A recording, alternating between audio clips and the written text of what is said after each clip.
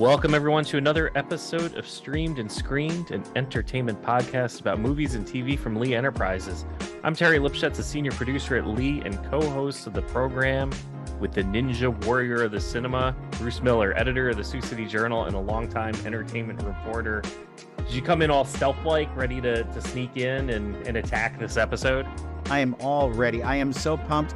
I realized that I will never, ever be a ninja warrior, ever. I don't have any skills, and I probably would slip on the first step, so I think I'm out of it. But, Terry, the new season, the third season of Only Murders in the Building starts this week, and it's about podcasts. Now, tell me, oh, that's right, yeah. You aren't the biggest fan of Only Murders in the Building. I've watched one episode of season one, and I don't remember why I stopped watching the show. I think it was one of those deals where my wife and I popped it on. She didn't like it, and then I just never came back to it. So I feel like nobody wants to watch people do a podcast. Oh, it's so boring, that podcasting stuff. Podcast, forget it. That's not a career track. That's not happening. People right? make a living doing that? I can't believe this. This is terrible. Well, in the third season, now it's been going 3 seasons, so you missed 2 of them. The third one brings in Meryl Streep. Oh. And Meryl Streep plays an actress who's kind of not successful. She's just hoping to get a part in a play directed by Martin Short. And he's excited because he's back on Broadway again. Yes. And there's a part for a nanny. And she gets this role as a nanny. And then they start kind of circling each other like there's going to be a relationship. But the leading man drops dead in the first episode. So is the play going to go on? What happens?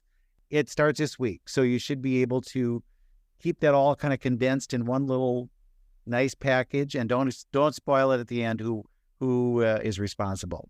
Maybe I should go back and crush the first 2 seasons again, because that's Steve Martin Short, and Selena Gomez, is it? Selena Gomez. Yeah, and it's weird because in the first 2 years, they were together all the time, kind of doing the seek and destroy information thing to find out who was the killer.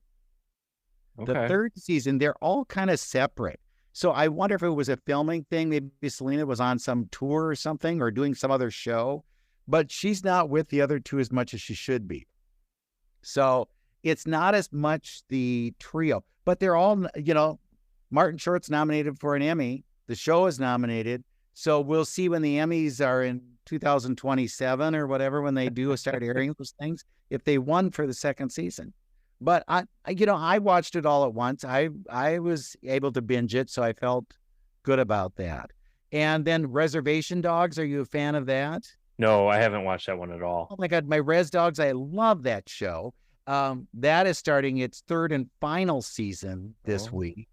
And it's, these kids who live on a reservation are kind of searching for something. And last season they went to California to see, that was their goal, was that they were all going to go to California and start this new life and everything. And they realized when they got to California, it wasn't what they thought it was going to be. And so now they're making their way back home in this 3rd season. And you'll see what happens to them on the trip. They go on a bus. They thought they were going to go on a plane, but they couldn't afford the plane. So they're riding in a bus, and they stop somewhere along the way, and much happens. That's what I can say about Res Dogs. And then my High School Musical, I pitched that the last time, and I was telling you all about those. That starts. It's going to be a big thing. What's weird about this time of year is it's normally fall preview. And if you were one of those hardcore TV watchers in your childhood, you always knew that you waited for the TV guide that would have all of the new shows listed, and you'd watch the ads that were coming, and it was going to be like, oh, I can hardly wait Thursday, and I'd memorize the schedule of all the shows that were going to be on Thursday night, and then I'd be watching that. Well, that's not happening this year because of the strikes that are going on. And so there's a lot of fill-in material on the networks, a lot of game shows, a lot of shows that are coming from Canada that you'll see. So it isn't going to be a typical fall TV season. It's going to be, kind of hit and miss. The streaming services are still going ahead with their their programming lineup. So you'll see a lot of new shows in August, September, and October that were planned to be rolling out. And then they're hoping that everything will come back into shape, hopefully with the end of the strike. But we'll see what happens. It could be weird, but it is, for me, it's like withdrawal.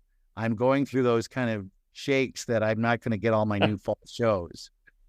Oh, you sound like me right now, but I'm, as a baseball fan, my New York Mets have punted for the year. They traded half their team while I was out last week, and it's not looking too good. You mentioned the streaming services. They're kind of secretive. We don't actually know what they have stored in the bank. I've read a few things saying that, they probably have a lot more than you're aware of, because they film some of these and then they just leave them there for a while, and then when they're ready, they dust them off and bring them out.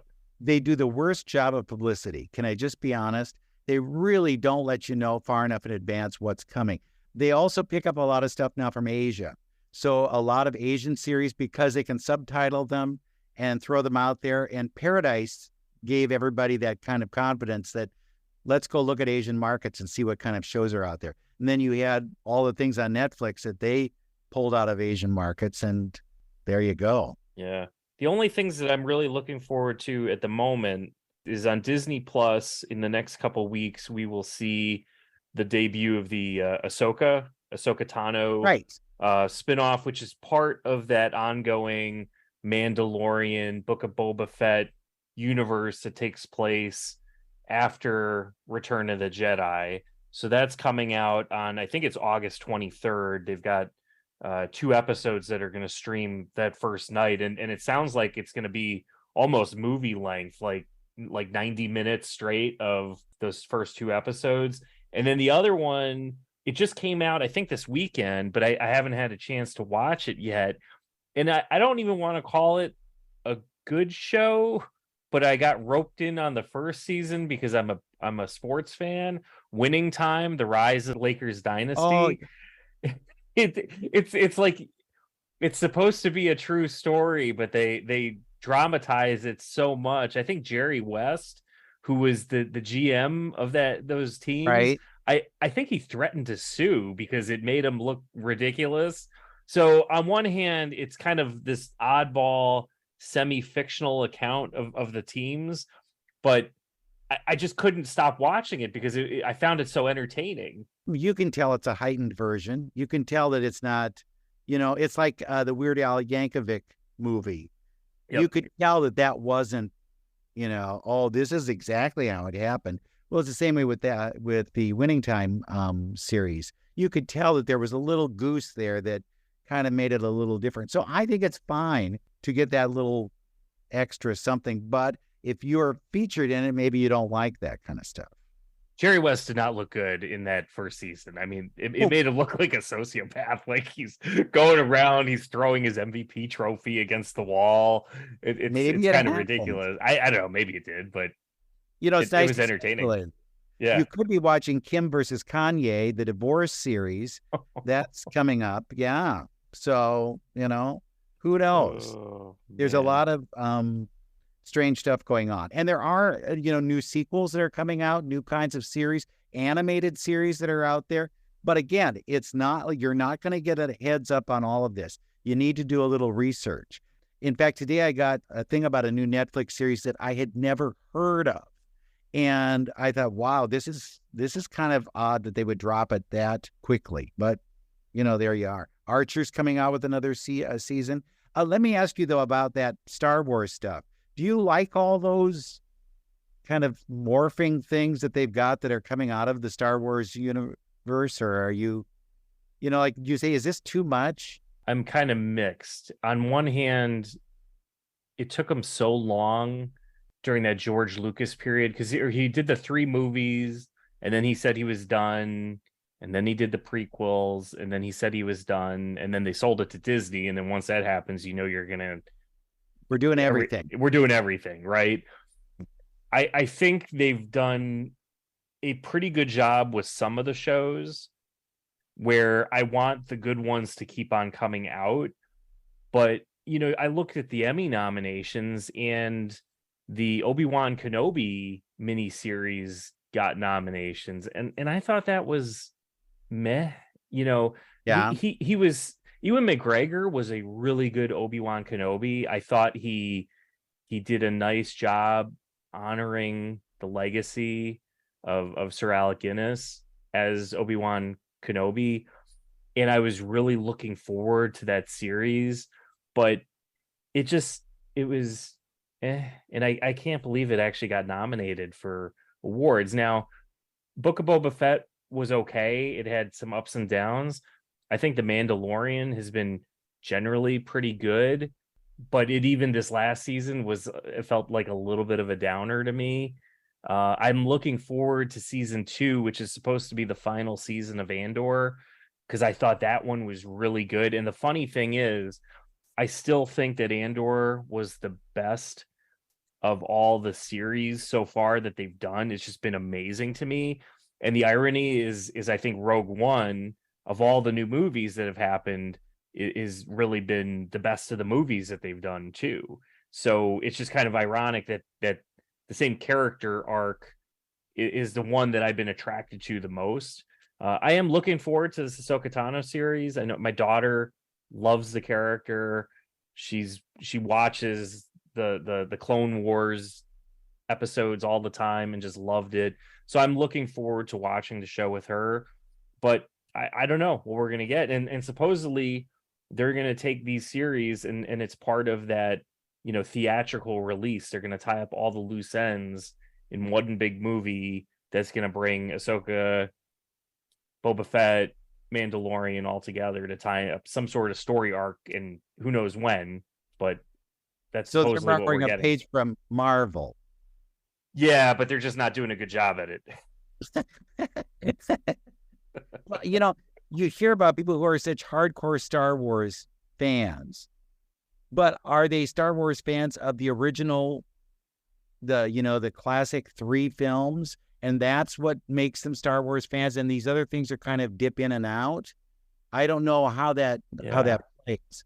It's interesting because of the generational differences also, because if you talk to someone like me who's a Gen Xer, we don't really love those prequel movies at all. We love the 3 originals, but the prequel movies not so much. But my youngest brother, who's a millennial, he was my age when the prequels came out compared to me when the original series came out.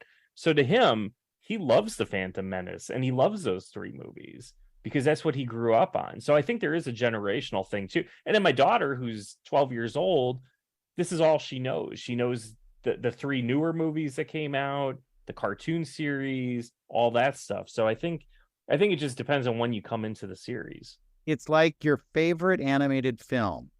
It's when you were kind of in that 10 to 12 age range where that was the movie that came out, and so that becomes your all-time favorite animated film. And I think when you look back on those original 3, we've seen them here in concert versions with a symphony.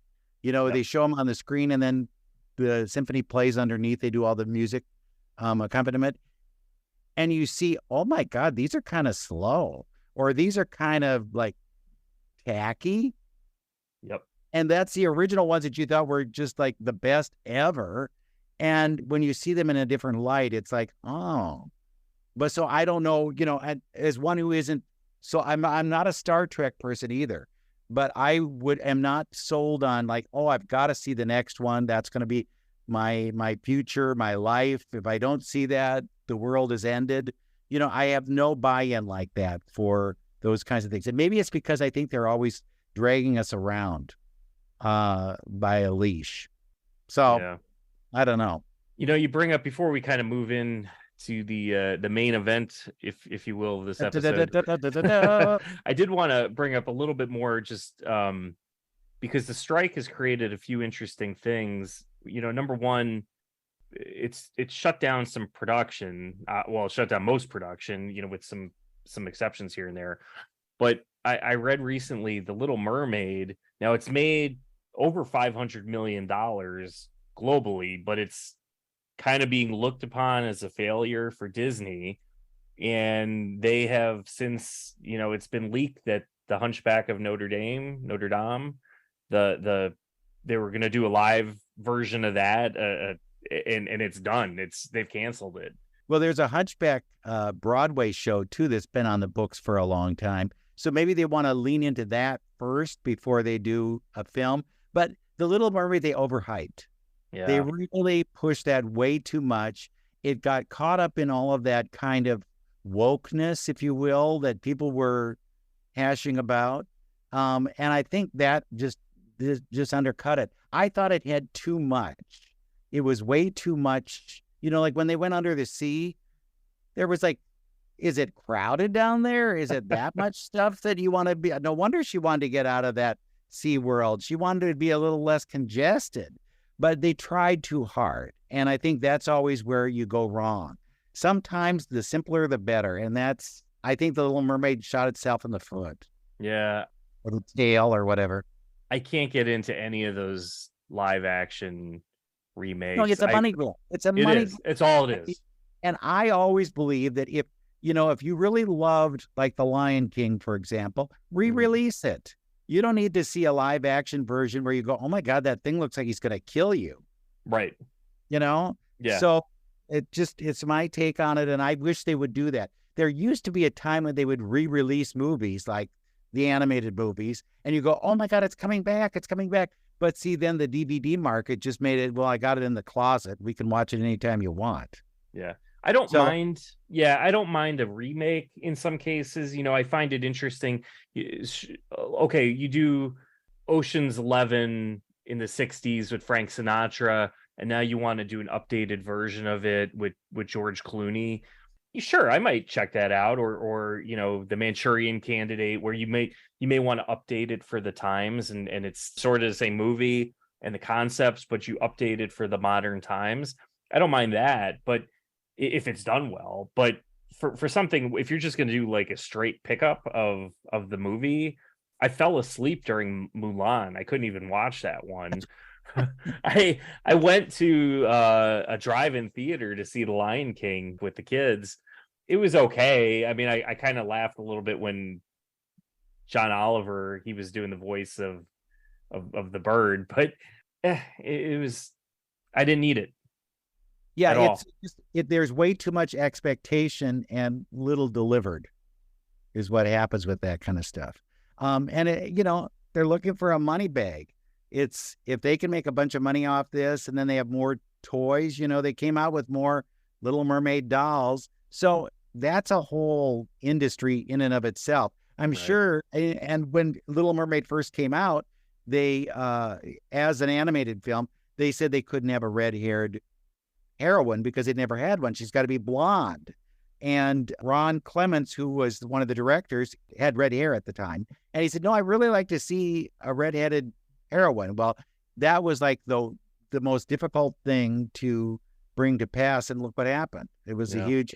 So now they're looking to make sure that every segment is represented. And oddly enough, Barbie has done it. Yes. Barbie, all of the Barbies in there, any kind of Barbie you could have ever wanted, they're there. And they're selling dolls like crazy. $1 billion. Yeah, it's huge. Yeah. But I really caution them now when they do a sequel, if they're doing a sequel, and I'm sure they're doing a sequel, that they use the same kind of sensibility. And if Greta Gerwig isn't doing it, then go with another indie director that has a different take on Barbie, But if you're just trying to do more of the same, good luck. It's just trying to sell merchandise. That's all.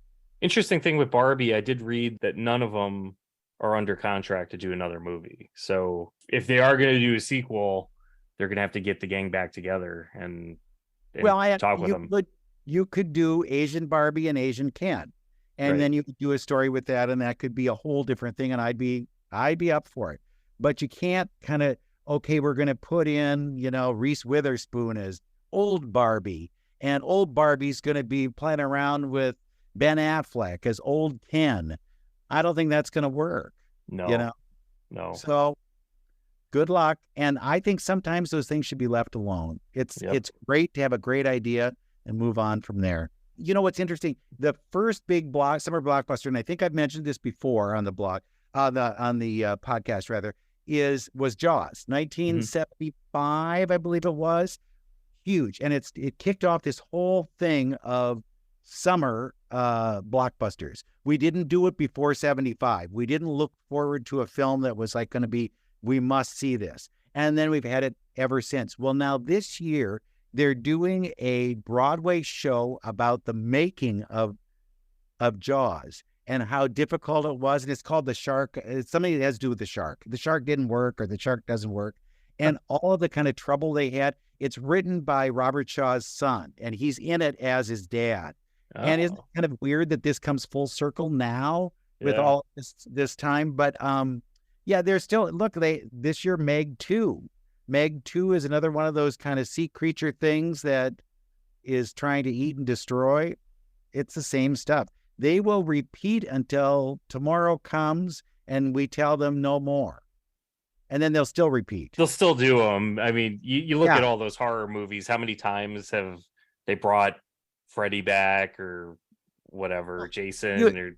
And you think, oh, good, he's dead now. And like Halloween, they just did a threequel with Jamie Lee Curtis. And I don't know how they could bring that guy back again because they ground him up and everybody in town saw it. But hey, it could happen. Be ready. Those Fast and Furious movies, too, they keep bringing all their characters back from the dead, too. Well, and then that's not even a horror movie. No, and that they do all that kind of AI stuff that you think, wait a minute here now, we don't want this. Let's just go back and look at the past. And as I always use, the Polar Express is my whole example of why we don't need AI. You can stop right there. Not a fan of that? Oh, I hated that movie. That movie creeped me out so much. I thought it's a Christmas horror film. And those people looked all kind of dead and scary.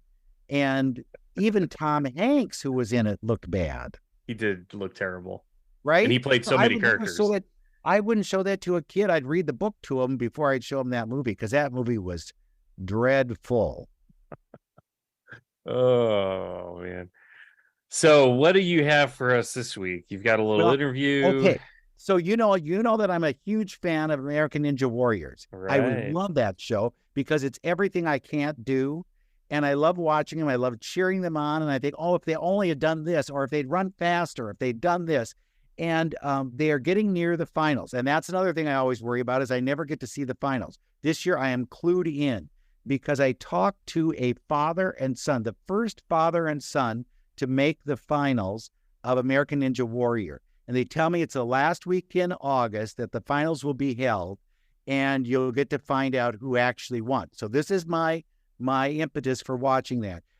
Scott and Ben Behrends are their names, and they have created their own Ninja Warrior gym, for lack of a better term. And they train you on each of the apparatuses or apparati that you would see on the Warriors so that then you would be able to try and do it. Because that always freaks me out. It's like, oh my God, they threw in something now that I've never seen this thing. How do I grab it? What do I do? And I was curious about some of the kind of technical aspects of this. Like I said, do they wipe the equipment off after somebody's been through it? Because what if they were a real sweater and they were sweating up all of the equipment and then you have to come next and you slip because they didn't wipe the stuff off, but they do wipe the stuff off. So there's your 2 cents worth on that one. But they do say it's hugely popular. They have little kids that are in their gym doing this whole kind of ninja stuff. They have a series of YouTube videos. If you want to follow them, you can see, the techniques and the training things that they tell you. But it is, I must tell you, sorry, Tara, it's a young man's game. Scott, the father, tells me that kids have an advantage at this that we don't have. Although they did tell me, Bruce, there's somebody at our gym who's 70 years old. And I thought 70 years old, that's like close to me. I don't like hearing that that's old, but there they are. But yeah, so you'll hear them talk about what this is, because it was fascinating to me. If you're as fascinated as I am about this, you'll hear kind of the secrets of what it's like to be a ninja. and what they go through and what's better. Should you wear long pants? Should you wear short pants? Should you go shirtless? All those things that you probably have wondered at some point, is that the advantage or the disadvantage that will keep you from being that big winner at the end? So this is Scott and Ben Behrends, and they're from Cedar Falls, Iowa. Set summer in motion with the most adventurous Honda vehicles yet, like the Passport and Pilot Trail Sport, and the Ridgeline, built for better off-road performance and engineered for more adventure. Summer's here. For a limited time, well-qualified buyers can get a 3.9% APR on a 2023 Honda Pilot, a 2.9% APR on a 2023 Passport, and a 0.9% APR on a 2023 Ridgeline. Buy online, reserve from select dealers, or visit your local Honda dealer today. See dealer for financing details. This show is an obsession of mine. I love watching it. Awesome. I know that I could never, ever do it. And I think that it takes a special kind of person. Do you guys see that too? Yeah, to a point, I think it's definitely the right kind of person. But, it's fun seeing all kinds of ages jumping in and figuring out, what they didn't think that they could do, that they can actually do. So that's been kind of fun. Are there certain skills or certain exercises that you need, that you have to be able to do to be able to compete? Pull-ups. That's the trick? Obviously, like any sport, there's just a ton of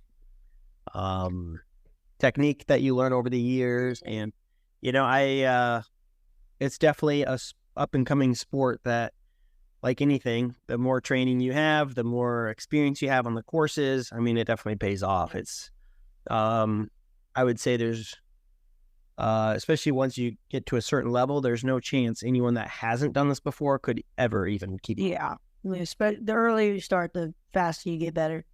So if you start young like you do, it's a good thing, right? Very much so. So are you better than Dad or not?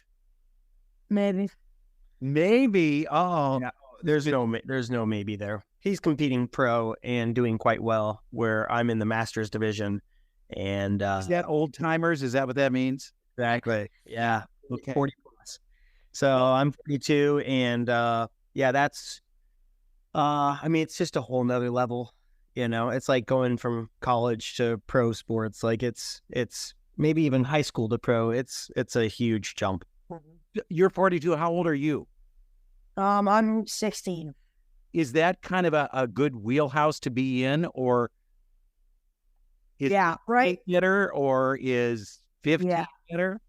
Yeah, right now a lot of teens, because they've been doing it for 6 years or so, 6 to 8 years, like me. So basically, right now the best ninjas in the world are 18, 19 years old, and there's a bunch of them. So. Yeah. So then we're aiming for that big prize. Yeah. You guys are the first father-son team to make it to nationals. Is that right? Yes. Yep. On American Ninja Warrior. Yep. But we're the first father-son duo to make it to the national finals. Did you know that going in that you would be the first, or did you just not even think about it? I actually had no clue. We didn't really know until it kind of happened, and they announced it, and we're like, oh, I guess never thought of that. Yeah. So it's pretty exciting. So is there competition between the two of you? Do you compete and say, oh, I did that one better than you did, or? I think the competition is, if I ever beat Ben, it's incredible. There's a few things that I'm generally good at doing an obstacle the very first try. Yeah, and that. Most people don't know this, but on American Ninja Warrior, you don't get to try anything. They just kind of tell you the rules, and you have to go. So generally it pays off if you can be good at your first try doing something. And I'm pretty good at that, but since I'm so old, I need to rest and recover between obstacles where he's just motoring through it, keeps sprinting. Yeah, the thing that bothers me is, do they wipe this stuff off after somebody's been on it? Because I would think, what if you had sweaty hands in front of you and then they've touched things and you kind of slide off things? Do they do that? Yeah, so they actually have like grip tape on the obstacles. Almost nothing is just like a straight metal bar, right? There's usually tape or something on it that's grippy to help you. And then obviously if, it gets wet or splashed onto pads, they'll dry it off and stuff before you run. Okay, because I worried I could just see the sweater person that was in front of me who would go through the whole. Is that both? So if you guys were in front of me, and then I would drop right away. Mm-hmm. Yeah, there's some of that, but like he said, most of the tougher obstacles have like grip tape on them. Mm-hmm. So it doesn't really affect you as much. You're not allowed chalk on the show until the very last stage, if you will, for finals. Then that can be a good thing, right? Because the courses, number one, looks cleaner, and number two, sometimes chalk after a while does kind of compact and get slick. When you are preparing for this, how do you know what kind of obstacles they might have when you get to, the television stage? You don't. You really can't. Usually we'll go back and watch seasons before just to see what obstacles they've had, what obstacles they thought up last year, because usually the newer ones will stay, but, we really have no clue whatsoever. Well, then, which ones are your worst and which ones are your best? Like obstacle-wise? Yeah. Which ones are you really good at? You go first. I gotta think about it. I would say I'm pretty good at any kind of big dynamic move that kind of throws you. And like I said, I can generally hit an obstacle pretty well, but it's the long grip endurance ones that really tax me fast. I just don't have that endurance as much as I used to. I would say mine is I would say it's a lot of endurance, but also like change of direction. It's basically when you're like hanging and your swing is going one way and you got to change it and kick a different direction. I'd say that's probably what I'm best at. Which are the ones that you can't do? What happens then? It's so hard to get consistent on balance. Like that's basically the thing that every ninja fears is falling on balance, because so hard to be consistent. And on the show, those are obstacles that are generally more sketchy balance, I'll say, where it's just kind of sprinting across these obstacles. Those are sometimes hard to set up in a gym, right? Because if you fall on those, you fall into water. But if you'd fall in a gym, you might like roll your ankle or how, so I kind of call those like say a prayer and run across obstacles. Ninjas practice just sprinting through something.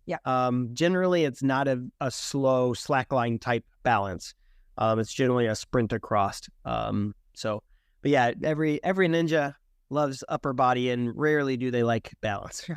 What about the water? Is the water cold? Yeah. So obviously, what a lot of people don't know is they film at night. So it's, in California, it's still cold. It's, 40 degrees or so. Depending on the time of year. Yeah, depending on the time of year. It's like 40 degrees at midnight, that's when we're competing. So water's outside temperature, so it's not very warm, but usually you're zoned out if you fall, so you don't really feel it, but you start to dry off in the wind. It is not fun, I'll tell you that. Have you gotten hurt? Neither of us have really gotten hurt on the show. There's a couple people that have, but look, sometimes when they fall, they'll hit like the wall, the water wall, and I think, oh my God, they hit their head. Something is bad here. But I'm assuming it's really padded so that. Yeah, the show does a fantastic job making sure everything's as safe as possible. And, even training, kind of going back to obstacles and what to work on for the show is like, we don't even know, but you have to kind of put yourself in these kind of big situations that you have to figure out, right? That unknown situation. So sometimes I'm less likely to do this because I'm 42, but sometimes you kind of put yourself big, huge moves like the show has. And, if you fall off of that at a gym, like, I don't care how much padding you have, you're going to feel it. So a lot of ninjas have kind of been through, and you almost practice how to fall, right? So, overall, like I said, the show does a fantastic job making sure everyone's safe. When did you first get interested in this? At what point, and what prompted it? Yeah, so I think the first time I ever fell in love with ninja was actually not ninja, it was gymnastics and PE. And I just loved it. And my dad made a course in our backyard. And your gymnastics course, you're talking, yeah, they kind of made like an obstacle course. Yeah, obstacle type Using course, gymnastic stuff. Yeah, and that's how Backyard Ninja Kid was born, was off of making courses in our backyard. And then it just kind of snowballed from there. Yeah, so Backyard Ninja Kids is a YouTube channel we started up shortly after boys came home, and we started making obstacle courses in our backyard. Wanted to kind of become that positive influence on social media and teach my boys at a young age what that looks like. And then, a couple of years or several months later, we went to our first ninja gym down in St. Louis. And it kind of snowballed from there. And then a couple of years later, we opened up our gym, Ninja U, and the boys were on American Ninja Warrior Junior. One cool thing was the gym wasn't even open, so they just had backyard experience and maybe 1 or 2 gym experiences, really. So it was kind of cool to see. That was their very first ninja competition, was this TV show. Wow. Pretty cool to see how they performed realistically, just using backyard, like not even really crazy moves or anything, and but kind of going back to what we said at the beginning, like they just knew the moves, they knew how to do pegboards, they knew how to, do some dynamic stuff, but you put yourself in a position and you got to figure it out. When do nationals happen, or have they happened and you already know how it all worked out? Yeah. Yep. It's already been recorded. You're just gonna have to tune in and see what happens, I guess. Do we have a date for the finals? This is the other thing I hate about this show. Okay, I'm sharing it with you so you can share with the others, is they don't billboard enough when the finals are. It's like, suddenly it's like, wait a minute, I went away for a week and it's not there. So they need to make a better attempt at letting you know when the finals are. But we know when they'll air? We know that our episode will be August 28th. Okay. At least currently. Sometimes, playoffs or different things. Stanley Cup. As was the Olympics, can shift it, right? But ours will be August 28th.